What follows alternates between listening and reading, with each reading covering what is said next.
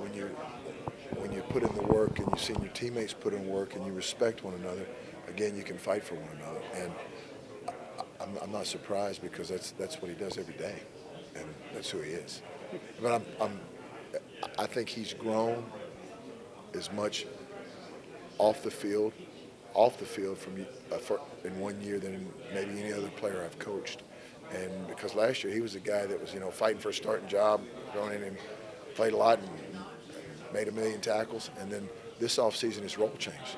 He became the voice and the leader of our defense, and or certainly one of them, and he's done a great job with that. I'm proud of his maturity and his growth. Do you feel like Jaron has grown a lot over these last couple of weeks? It seems like the consistency is maybe a little bit better than it was early in the year. Yes, I do.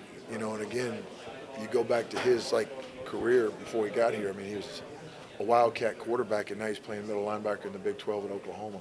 So that you don't just jump in and all of a sudden, you're an all-conference player overnight with that. There's a process because there's so many firsts for him in developing the skill set and the habits and seeing things, because so many things you see for the first time, you don't get right.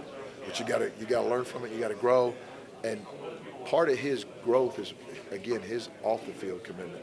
He's a guy that wants to be coached hard, wants to know what he can do better every day, and is never satisfied.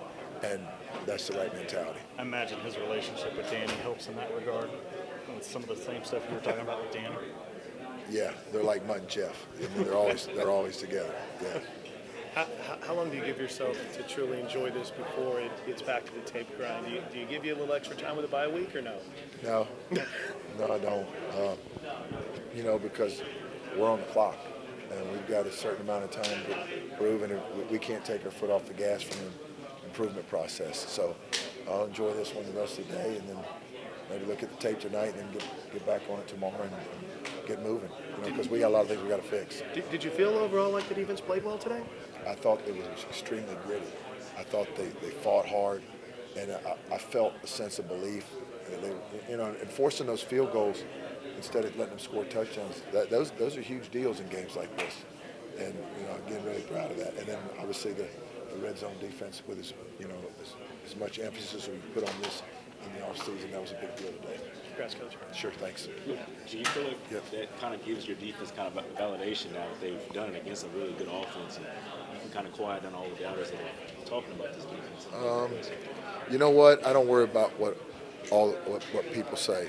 I worry about what I see on tape and how I see our guys work, and that's what I focus on because I know that's the truth.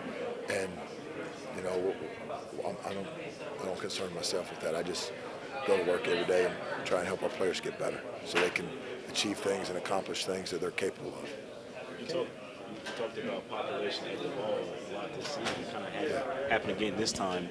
What you can say about the defense and how they were able to be in position each time a turnover was needed to be made? Well, if you look, there was a big hit, the one in the red zone, a big hit that knocked the ball loose, and Dolby happened to be running to the ball instead of watching it from the other side. And, there was contact with the ball right there, and there's population at the ball, and that's what creates takeaways. Kendall Dolby made a few big plays today. What did you think of the way he played? I thought Kendall is, he was a guy that is mostly repped at corner, and with Justin's, injury, he got thrown in the fire, and he did some really good things, and I think he's got a very bright future, and proud of him, and know there's a lot of room for him to get better, and he's gonna work his tail off to do that. Can you talk about Kip Lewis coming in there on that? When they got down there near the 5 and he blew up 2 runs. Talk about his performance and kind of what he brings to the table. Kip brings production. He brings energy. He brings juice. He's going to be. I'm excited about his future. He's a guy that can really run and again strikes people, tackles people, makes plays, and he's very instinctive. Very instinctive. And his growth. Like last year he was 192 pounds, and now he's walking around at 210, and the reps and the growth, it's different because there's another level of confidence. And I'm really pleased with him and know absolutely that he has a very bright future here at Oklahoma.